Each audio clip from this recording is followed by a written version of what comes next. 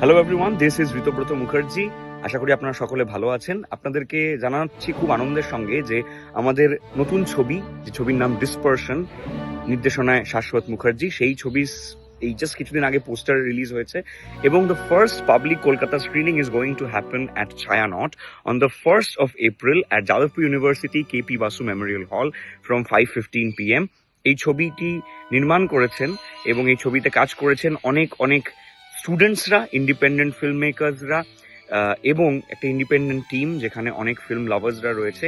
এবং এই ছবিতে অভিনয় করেছি আমি, এই ছবিতে অভিনয় করেছেন আমার বাবা শান্তিলাল মুখার্জি, রয়েছেন শ্রী বরুণ চন্দ্র এবং তাছাড়াও অনেক অনেক নবীন এবং প্রবীণ মানুষেরা মিলে এই ছবিটি বানিয়েছেন। এবং এই ছবিটির প্রথম পাবলিক স্ক্রিনিং কলকাতায় হতে চলেছে ছায়ানট এই ফেস্টিভ্যালটিতে, যেরকম বললাম যাদবপুর ইউনিভার্সিটিতে কেপি বাসু মেমোরিয়াল হলে ফ্রম 5:15 বিকেল 5:15 থেকে।